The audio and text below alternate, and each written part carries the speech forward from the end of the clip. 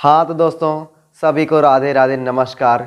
एक बार फिर से आप सभी लोगों का आपके अपने चहेते YouTube channel Physics with Concept पर दिल खोल करके हार्दिक स्वागत और अभिनंदन है।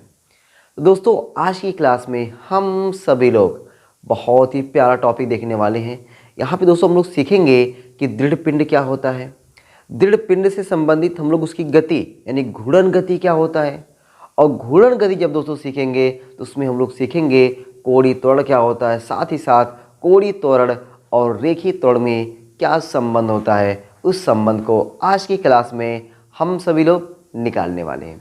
तो क्या दोस्तों आप लोग भी सीखना चाहते हो कि रेखीय त्वरण और कोणीय त्वरण में क्या संबंध होता है और उस संबंध को हम लोग कैसे निकालते हैं। बहुत ही प्यारा सा संबंध, बहुत ही प्यार से निकलने वाला है। तो निकाल लीजिए कॉपी और पेन और हो जाइए ज़बरदस्त तरीके से तैयार इस टॉपिक को धुआं करने के लिए।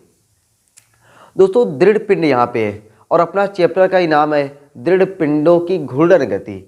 उसमें तो पहले मैंने आपको बल आघूर्ण के बारे में बता दिया हुआ था ना। पिछली क्लास अगर आपने देखा हुआ है तो आपको बढ़िया तरीके से आइडिया लग गया है कि बल आघूर्ण क्या होता है। ठीक है, मैंने बताया बल आघूर्ण मतलब किसी वस्तु पर बल लगा करके उसको घूर्णन गति करा देना बल आघूर्ण कहलाता है। बल लगा करके घूर्णन गति करा देना बल आघूर्ण कहलाता है। ठीक है, तो बल आघूर्ण के बारे में पिछली क्लास में हमने डिटेल से पढ़ा, सब कुछ पढ़ा, बढ़िया तरीके से पढ़ा। आज की क्लास में दोस्तों हम लोग उसके आगे चलने वाले।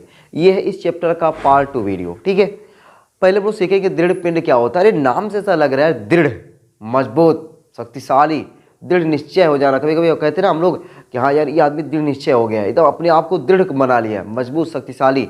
दोस्तों शक्तिशाली कहने का मतलब ये हुआ, जैसे मान चलो यहाँ पे वस्तु की बात कर रही है, जैसे मैं यहाँ पे ये मार्कर की बात कर रहा हूँ।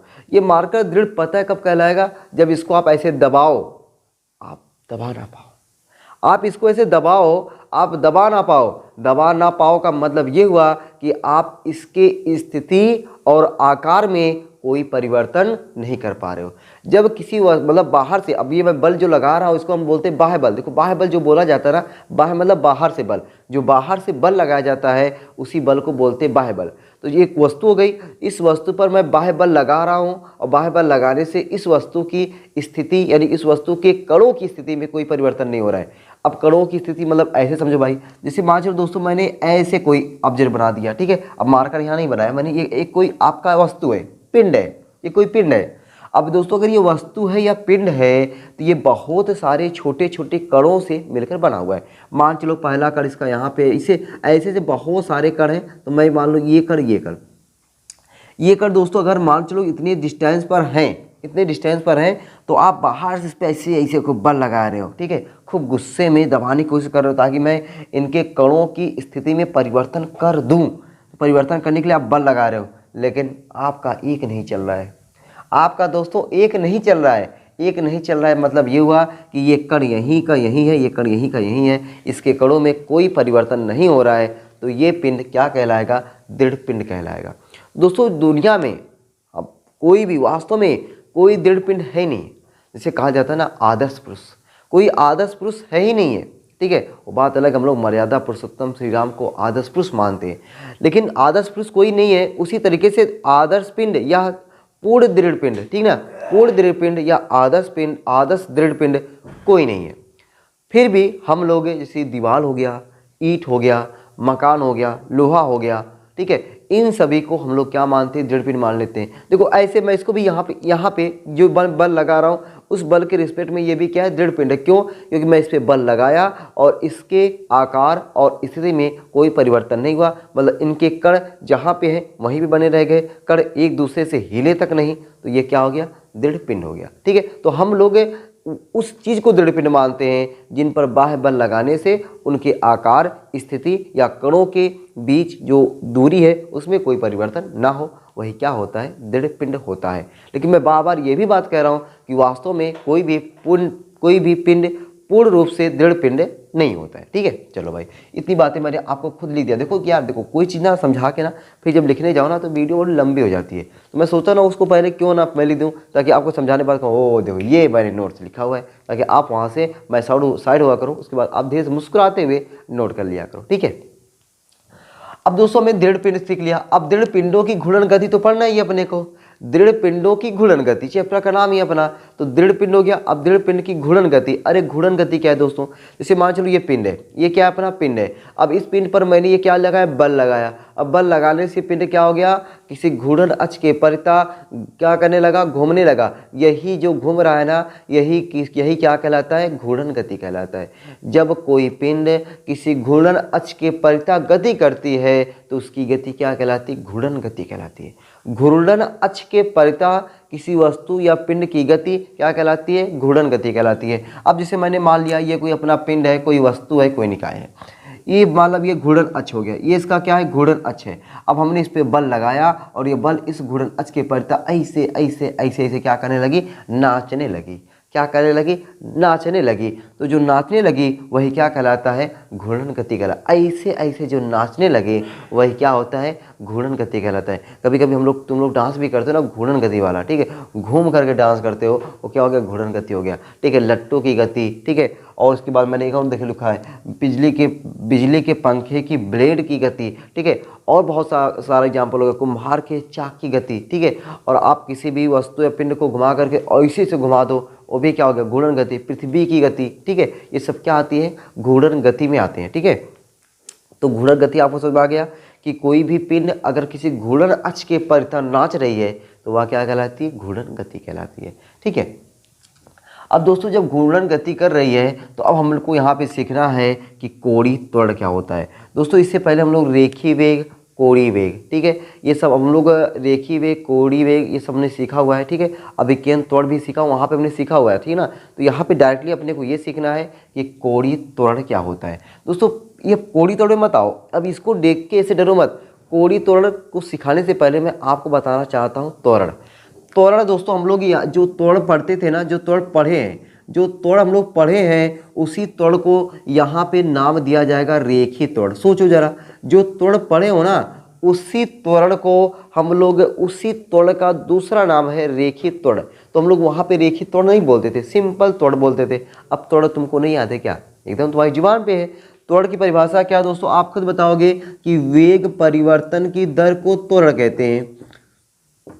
वेग परिवर्तन की दर को, देखो मैं नीचे समय लिख दिया, वेग परिवर्तन बटा समय या समयांतराल क्या कहलाता है, रेखीय त्वरण या त्वरण कहलाता है। रेखीय वेग परिवर्तन की दर को रेखीय त्वरण कहते हैं, ऐसे बोल सकते हो, या केवल वेग परिवर्तन की दर को त्वरण कहते हैं। तो यहाँ पे रेखीय लगा दिया तो यहाँ पे रेखीय वेग लगा दो। और रेखीय वेग कौनो वेग नहीं है जो हम लोग पढ़े थे। यहाँ कोई पिंड है, ये पिंड है, इस पर आपने बल लगाया, पिंड यहाँ से यहाँ तक सीधी रेखा में यहाँ से यहाँ तक चला आया, तो ये जो यहाँ से यहाँ तक गया, जिस वेग से गया वही वेग क्या कहलाता है, रेखीय वेग कहलाता है। इसके वेग में जो परिवर्तन हुआ, यहाँ पे जो परिवर्तन होगा उसको हम लोग बोलते हैं रेखीय त्वरण बोलते हैं। वेग में परिवर्तन रेखीय त्वरण कहलाएगा। अब दोस्तों यहाँ पे लिखा हुआ है कोणीय त्वरण। क्या लिखा हुआ है, कोणीय त्वरण। और कोणीय त्वरण कब तब होगा, जब पिंड क्या करेगा, घूर्णन गति करेगा। जब पिंड क्या करेगा, घूर्णन गति करेगा।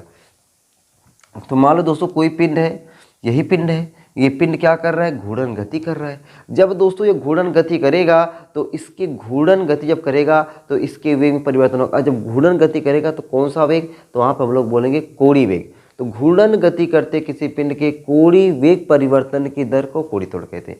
कोई पिंड क्या करे, घूर्णन गति कर रहा है, जब घूर्णन गति करेगा तो उसके क्या होगा कि कोणीय वेग में क्या होगा, परिवर्तन होगा। जो परिवर्तन की जो दर है वही दर क्या कहलाता है, कोणीय त्वरण कहलाता है। तो आपको जो परिभाषा मैं बोला, जो मैं परिभाषा लिखा हूँ उसको यहाँ से, तो यहाँ पे जब लगाओगे क्या, कोणीय त्वरण जब लगाओगे, यहाँ पे जब लिखेंगे हम लोग कोणीय त्वरण, तो कोणीय त्वरण लिखेंगे यहाँ पे कोणीय वेग परिवर्तन की दर को कोणीय त्वरण कहते हैं। देखो हो गया ना परिभाषा तैयार। ऐसे दोस्तों आपको परिभाषा बना के और समझ करके याद रखना है, ना कि उसको रट्टा मारना है।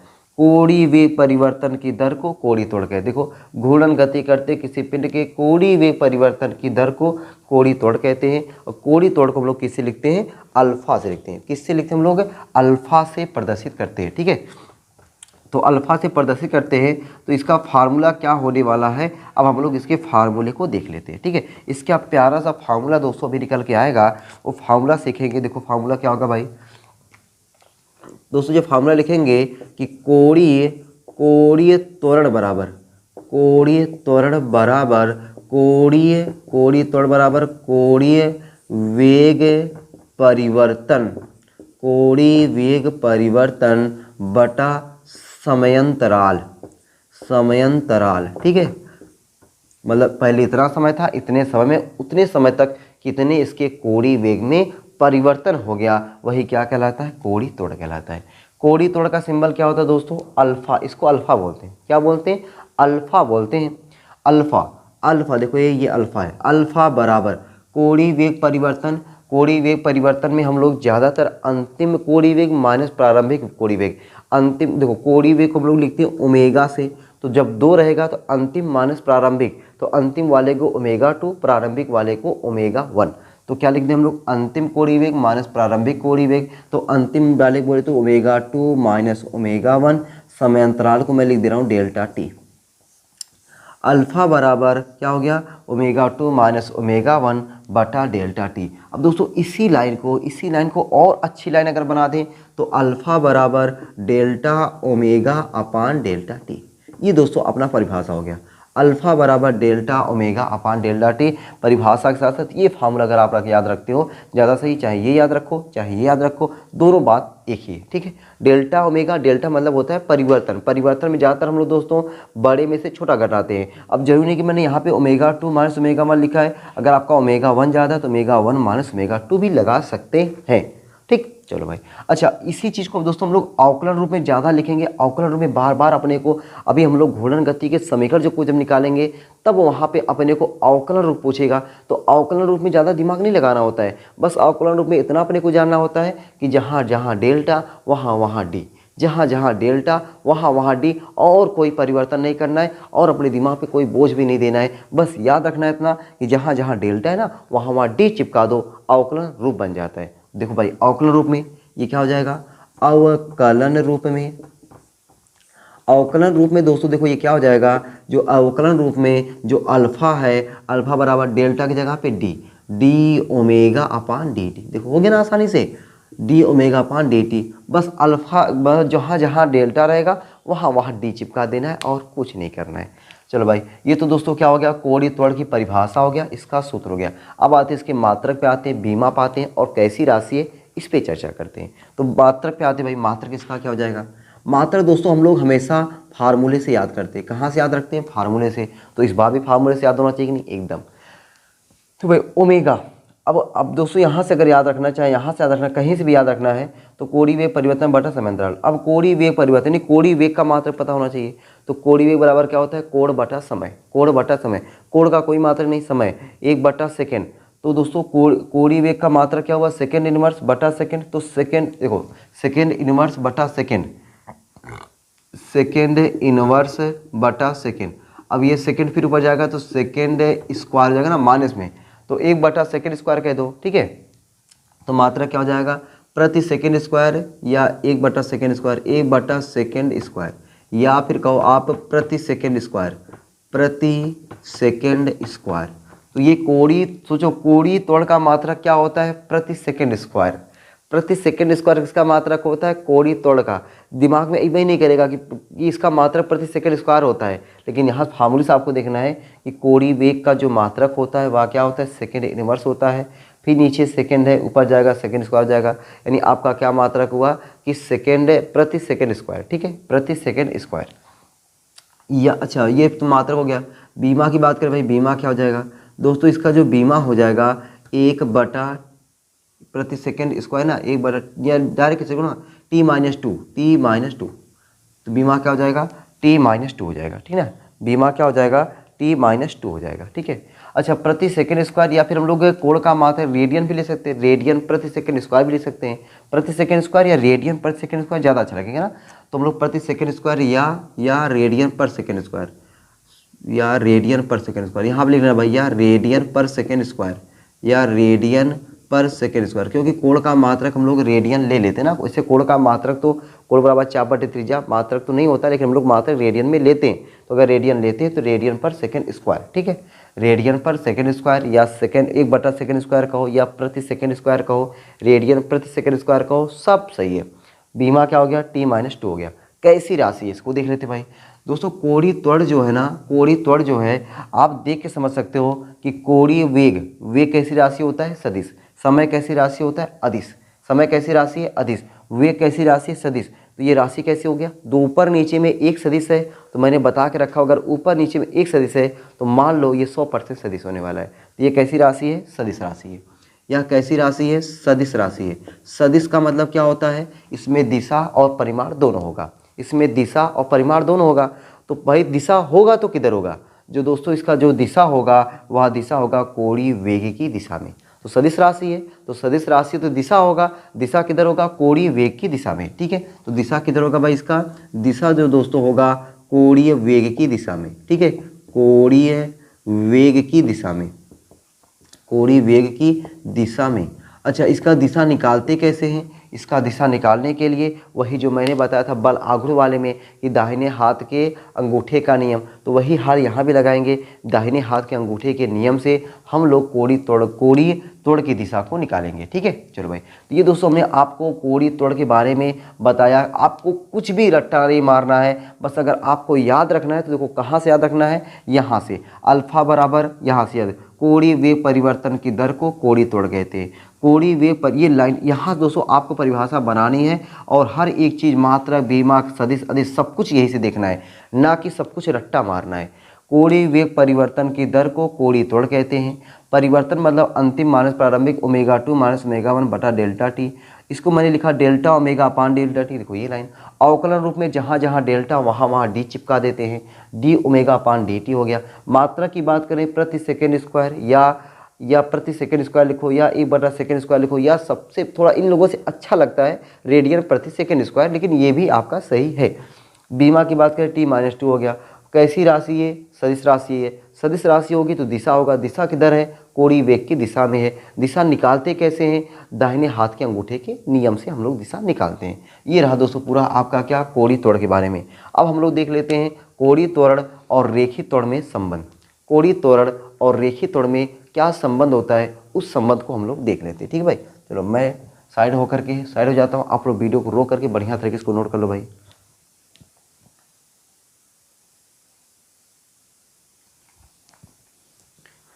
अब दोस्तों हम लोग देखने वाले हैं कोणीय त्वरण और रेखीय त्वरण में क्या संबंध होता है, और उस संबंध को हम लोग कैसे निकालते हैं। बहुत ही आसान, मुश्किल से 3-4 मिनट के अंदर अभी आपको निकाल के देते हैं, वो भी मुश्किल से 4-5-6 लाइन के अंदर, 4-5-6 लाइन के अंदर। ठीक है, चलो तो पहली चीज़ हम लोग अभी पढ़े हैं, अभी ताज़ा दाम पढ़े हैं कि कोणीय त्वरण क्या होता है। ठीक है, तो अभी हम लोग कोणीय त्वरण परिभाषा पढ़े हैं। तो कोणीय त्वरण की परिभाषा से पहली लाइन में इसे लिखते हैं, कोणीय त्वरण की परिभाषा से, कोणीय त्वरण की परिभाषा से, कोणीय त्वरण की परिभाषा से। अब दोस्तों हमने कोणीय त्वरण की परिभाषा में क्या देखा? कोणीय त्वरण परिभाषा में क्या देखा कि अल्फा बराबर क्या होता है? डी ओमेगा अपान डी टी। यही देखा ना अभी, अवकलन रूप में लिखा था ना, अल्फा बराबर डी ओमेगा अपान डी टी। अब दोस्तों मैं बार देखो आपसे ये पूछता रहूँगा कि अल्फा का मात्रक क्या होता है, तो आप बताओगे रेडियन पर सेकेंड स्क्वायर। ओमेगा का मात्रक क्या होता है? रेडियन पर सेकेंड बोलो या प्रति सेकेंड बोलो चलेगा। टी का मात्रक वैसे जानते हो, समय का मात्रक सेकेंड होता है। तो अल्फा बराबर होता है डी ओमेगा अपान डी टी, ये अभी हमने सिखाया आपको। और देखो भाई सिंस दोस्तों, सिंस हम लोग जानते हैं क्या, v बराबर होता है आर ओमेगा। v बराबर क्या होता है? आर ओमेगा, ये हमने कभी पढ़ा हुआ है। इसको हम लोग बोलते हैं रेखीय वेग और कोणीय वेग में संबंध। v है अपना कहलाता है रेखीय वेग, ओमेगा अपना कहलाता है कोणीय वेग। रेखीय वेग और कोणीय वेग में संबंध का फार्मूला है v बराबर आर ओमेगा। मैंने इस टाइप का 3 फार्मूला आपको बताया, देखो कैसे। s बराबर एक मैंने बताया आर थीटा, s बराबर आर थीटा, v बराबर आर ओमेगा और a बराबर आर अल्फा आज हम लोग सीखेंगे। ठीक है, ये दोस्तों तीनों फार्मूला एकदम एक जैसे हैं। s बराबर आर थीटा, v बराबर आर ओमेगा, a बराबर आर अल्फा। आज में क्लास में ये सीखने वाले हैं, आज अभी सीखते हैं इसको। ठीक ना, अभी मैं करके इसको दिखाता हूँ अभी आपको कि a बराबर क्या होता है? R alpha. दोस्तों यहाँ पे v बराबर आर ओमेगा, तो अपने को देखो यहाँ ओमेगा इंतजार कर रहा है भाई, ओमेगा का मान निकालो, यहाँ पे ला के रखो। ओमेगा कह रहा है कि यहाँ से मेरा मान निकालो, यहाँ पे ला के मुझे रखो। तो ओमेगा बराबर यहाँ से दोस्तों ओमेगा बराबर क्या हो जाएगा? ओमेगा बराबर v अपान आर। ठीक है, इसको मान लेता हूँ समीकरण एक से दोस्तों क्या हो जाएगा कि अल्फा बराबर d अपान डी टी, ओमेगा की जगह पे v बटा आर। ठीक है, तो अल्फा बराबर 1/r तो कांस्टेंट में आ जाएगा, बचा क्या, D V upon D T, D V upon D T. अब बताओ दोस्तों, क्या D V upon D T नहीं जानते क्या? अरे जिस तरीके से डी ओमेगा अपान डी टी बराबर अल्फा होता है, D V upon D T wave परिवर्तन की दर त्वरण कहलाता है। तो अल्फा बराबर क्या हो जाएगा, 1/r गुणे अल्फा बराबर 1/r गुणे ए, ठीक ना, 1/r गुणे ए। तो अपने को ए बराबर क्या हो जाएगा, ए बराबर आर अल्फा। लो भाई आ गया, यही मैंने बताया ना, ए बराबर आर अल्फा। देखो यहाँ पे आ गया ए बराबर आर अल्फा, ठीक है। तो ए बराबर क्या आ गया, आर अल्फा। बस इतने ही देखो, इतनी लाइन 1 2 3 4 5 6, मैंने 5-6 लाइन बोला था, तो इसको 5-6 लाइन थोड़ी बोलते, इसको तो अलग से समझो। बाकी 1 2 3 4 5 लाइन में आ गया, ठीक है। ये रहा आपका क्या कि रेखी त्वरण और कोणीय त्वरण में संबंध, या कोणीय त्वरण और रेखी त्वरण में संबंध। ए आपका क्या कहलाएगा, रेखी त्वरण कहलाएगा। अल्फा क्या कहलाएगा, कोणीय त्वरण कहलाएगा। आर क्या कहलाएगा, त्रिज्या कहलाएगा, ठीक है। चलो भाई, अच्छा दोस्तों, इससे ज़्यादा इंपॉर्टेंट आपका ये है कि एक नंबर के लिए इसका सदिश रूप क्या होता है, सदिश रूप में कैसे लिखते हैं। ये सदिश रूप वाला आपको याद होना चाहिए, क्योंकि सदिश रूप वाले पे एक न्यूमेरिकल भी आ जाते हैं, और न्यूमेरिकल तो भाई बहुत ईजी होते हैं, सदिश वाले, वेक्टर वाले न्यूमेरिकल, ठीक है। तो सदिश रूप में क्या हो जाएगा, ये सदिश रूप में अगर बात करें दोस्तों, सदिश रूप में ये वेक्टर ए बराबर vector alpha cross vector r. इसलिए दोस्तों ये इंपॉर्टेंट हो जाता है, क्योंकि मैक्सिमम हमारे दिमाग में देखो क्या याद रहता है हम लोग के, कि हम लोग हमेशा रट्टा मार लेते हैं कि ए बराबर आर अल्फा, ए बराबर आर अल्फा अपने दिमाग भाई, क्योंकि इसको निकाले रहते हैं, इससे हम लोग सेट किए रहते हैं, तो अपने को याद रहता है, और याद होना भी चाहिए, अच्छी भी बात है। तो लेकिन सदिश रूप में जब हम लोग लिखते हैं ना, देखो ऐसे वेक्टर ए बराबर vector r cross vector alpha, अपने को ये ऑप्शन तुरंत सही दिखता है, ठीक है। लेकिन है गलत, है सही, क्या सही दोस्तों ये है, ये आपको याद होना चाहिए। सदिश रूप में इसका क्या होता है, वेक्टर ए बराबर vector alpha cross vector r, vector alpha cross vector r. तो ये रहा आपका कोणीय त्वरण तथा रेखीय त्वरण में संबंध।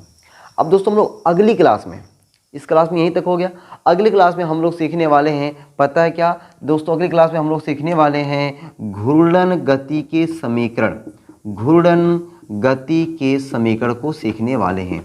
अब घूर्णन गति के समीकरण, अब दोस्तों उसकी क्लास को देखने के लिए पहले आप लोग, ये तो घूर्णन गति हम लोग पढ़ रहे हैं, इससे पहले जो पढ़े हैं उसको बोलते हैं रेखी गति, सिर्फ वहाँ पे हम लोग गति बोलते थे, गति के समीकरण। ये नहीं हम लोग बोलते थे रेखी गति के समीकरण, ऐसा बोलते थे नहीं, बोलते थे केवल गति के समीकरण।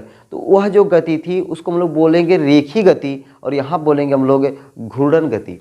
तो अब हम लोग घूर्णन गति के समीकरण को निकालेंगे, तो वो हमें और आसानी से निकल आए और आसानी से समझ में आए, ऐसा लगे कि उसी का फोटो स्टेट हो रहा है। इसके लिए ज़रूरी है कि आप अगर गति का समीकरण नहीं देखे हो तो एक बार पहले गति का समीकरण देख लेना, कि गति का समीकरण में v बराबर u प्लस ए टी कैसे आता है, यस बराबर U T plus half A T square कैसे निकल के आया है, वी स्क्वायर बराबर यू स्क्वायर प्लस 2as कैसे निकल के आया है।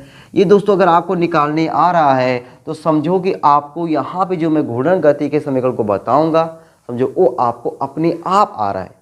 तो मैं चाहूँगा कि आप लोग अगर इसको नहीं निकाल पा रहे हो तो एक बार वीडियो पड़ी हुई है, वीडियो से जा कर के देख लेना, जो नोट्स बना है उस नोट्स को पलट के देख लेना, उसको एक बार अभ्यास कर लेना 10-15 मिनट दे करके, तब जाकर ये वाली जब क्लास देखोगे ना, घूर्णन गति के समीकरण वाली जो क्लास अगली क्लास मिलने वाली है, वो आपको बढ़िया तरीके से समझ में आएगी, ठीक है। चलो भाई, आज की क्लास दोस्तों यहीं तक रखते हैं, फिर मिलते हैं आपको अगली क्लास में। आप लोग ऐसे हंसते रहना, मुस्कुराते रहना, पढ़ाई लिखाई को शानदार धुआंधार ज़बरदस्त तरीके से करते रहना। कोई दिक्कत परेशानी है, कमेंट बॉक्स आपके लिए खुला हुआ है, उस कमेंट बॉक्स में अपनी दिक्कत परेशानी को गोली की तरह छाप देना, ठीक है। चलते भाई, सबको राधे राधे।